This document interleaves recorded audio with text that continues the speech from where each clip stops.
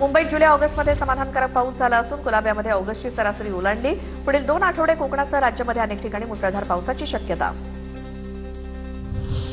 पुण्यामध्ये जुलै महिन्यात 525 मिलीमीटर पावसाची नोंद, तर ऑगस्टमध्ये आतापर्यंत 57 मिलीमीटर पाऊस. पुढील 3 दिवस घाटमाथ्यावरती जोरदार पावसाचा इशारा. पुणे शहरात मात्र रिमझिम पावसाचा अंदाज. मुंबईतील महालक्ष्मीतील केबल स्टेड उड्डाणपुलाचं काम प्रगतीपथावर. डिसेंबर 2026 पर्यंत ते पूर्ण करण्याचं मुंबई पालिकेचं उद्दिष्ट.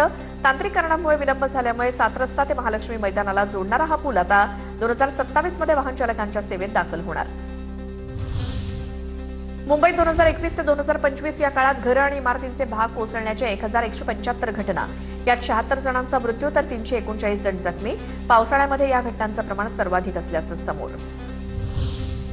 मुंबईतील धोकादायक पुलांमुळे बाप्पाचं आगमन, विसर्जन, मिरवणुकांवरती विघ्न. मिरवणुकीच्या मार्गातील धोकादायक रेल्वे पुलांची पाहणी करून तातडीनं दुरुस्ती करण्याची नागरिकांची मागणी. मुंबईत गणेशोत्सवाला अवघा महिना शिल्लक असताना देखील आगमनाच्या दिवशीही वाहतूक व्यवस्थेचं नियोजन करावं. गणेशोत्सव समन्वय समितीची मुंबई पोलिसांकडे मागणी. याबाबत पोलीस आयुक्त देवेंद्र भारती आणि वाहतूक पोलिसांकडे निवेदन. झोपडपट्टी पुनर्वसन प्राधिकरणाचं मोठं उद्दिष्ट. 2030 पर्यंत मुंबईत 5 लाखांहून अधिक पुनर्वसन घरांची निर्मिती होणार. मुंबई महानगर प्रदेशाचा ग्रोथ हब म्हणून विकास करणार. 19 एकत्रित झोपडपट्टी पुनर्वसन योजना राबवले जाणार. मंडाले ते चेंबूर थेट मेट्रो प्रवासाचं स्वप्न अखेर साकार. मुख्यमंत्री देवेंद्र फडणवीस आणि उपमुख्यमंत्री सुनेत्रा पवार यांच्या हस्ते चेंबूर मेट्रो स्थानकाचं लोकार्पण. पश्चिम रेल्वेवर तिकीट तपासणी कर्मचाऱ्यांना विशेष काळ्या रंगाचे जॅकेट आणि बॉडीवॉर्न कॅमेरे देण्यात येणार. तिकीट तपासणी अधिक प्रभावीपणे करण्यासोबतच प्रवाशांशी होणारा संवाद पारदर्शक आणि सुरक्षित करण्याचा रेल्वेचा प्रयत्न. आता देश-विदेशातल्या टॉप 9 न्यूज बघूयात. 80व्या स्वातंत्र्य दिन सोहळ्यासाठी ऐतिहासिक लाल किल्ला सज्ज. पंतप्रधान नरेंद्र मोदी उद्या सकाळी लाल किल्ल्यावर ध्वजारोहण करणार. संपूर्ण परिसरात दिल्ली पोलीस, सीआयएसएफ जवान तैनात. उत्तराखंडच्या चामोलीमध्ये निर्माणाधीन टनलमध्ये दुर्घटना. अचानक मोठा ढिगारा पडल्यामुळे 7 कामगारांचा मृत्यू. बोगद्यात अडकलेल्या एका कामगाराचा अद्याप शोध सुरू. भारतीय हवाई दल जुनी वाहतूक विमानं बदलून 60 नवीन मल्टी रोल विमानं खरेदी करणार.